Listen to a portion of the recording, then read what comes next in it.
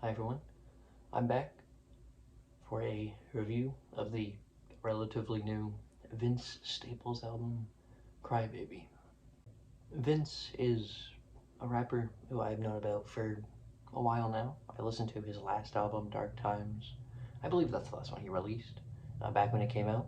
I thought it was pretty good. I've never been huge on his stuff. I respect a lot of what he does.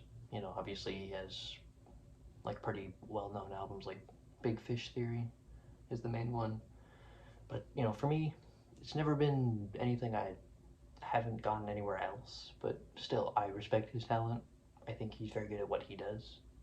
On this new album of his, he's focusing pretty much entirely on just the United States and how he feels like it's pretty much just become a tantrum politically, as the name suggests. The beats across this record have also taken more of like a rock edge to them. They're still hip hop beats and the drums and the bass, but there's an added layer of just guitar riffs and generally a more aggressive in your face style. And that's immediately prevalent from the very first track, Blackberry Marmalade, which to me in a weird way feels like if Run the Jewels made the story of OJ, especially on the one verse that I can't say. Just, minus the juice part. The entire track is just immediately in your face, just going. The chorus is absolutely infectious, but reading into the lyrics, it provides, a really kind of like a sad display of how America has treated, African Americans historically. The second track is, obviously even more upfront in its topic than the first, but I don't find the chorus nearly as, like it's still catchy, it still gets stuck in your head, but I find it a bit more obnoxious. It's a little bit irritating to me compared to the first chorus, which I actually really enjoyed. The chorus of the first song, I mean. I think the concept of Go Go Gorilla is, given the name, it's pretty grim and, very striking to me. I just don't find the actual sound of the song to be as enjoyable as the first track. But I think that the lyrics go much more in depth into, Vince's storytelling abilities. He mentions seeing a story on the news of a kid who was like, shot and killed by the police, and they said like he had a gun, but it was never entirely confirmed, is what I believe the song is getting at. I also want to mention the track TV Guide, which the reference there feels a little bit outdated to me.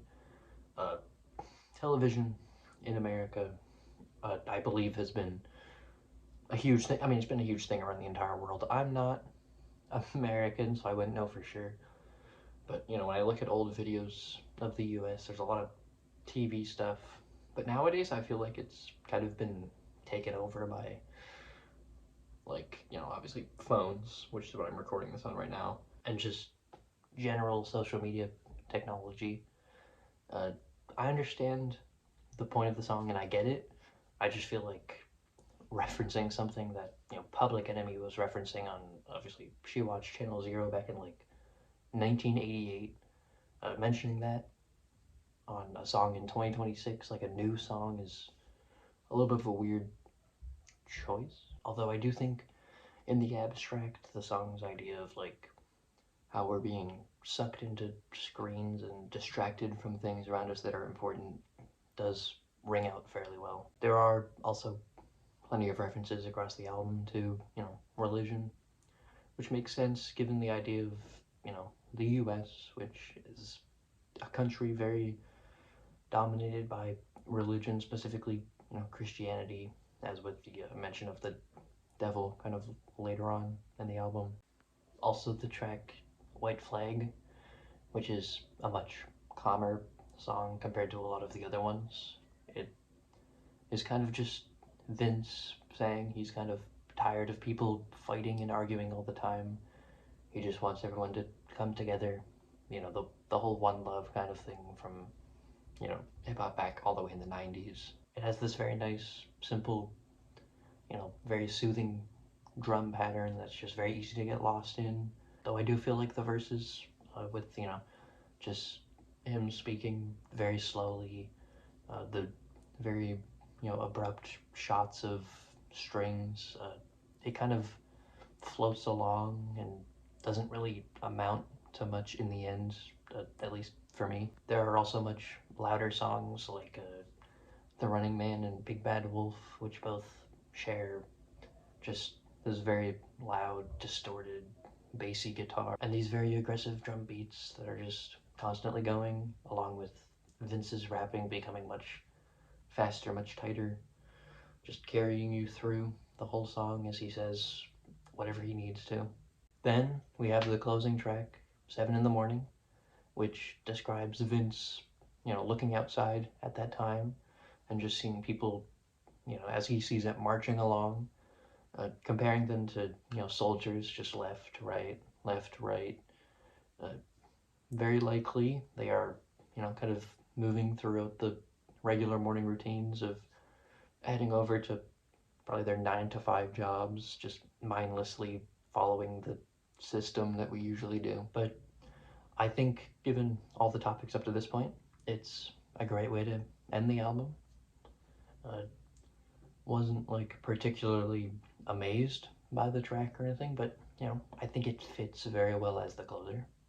I think maybe, you know, a couple of the tracks weren't anything mind-blowing.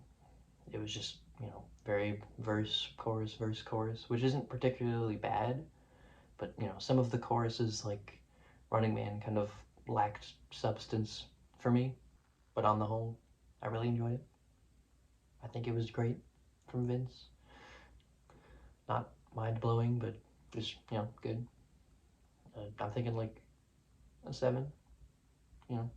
Obviously, I mentioned previously, I believe, I'm not a huge fan of his or anything. I think some of his stuff is just okay.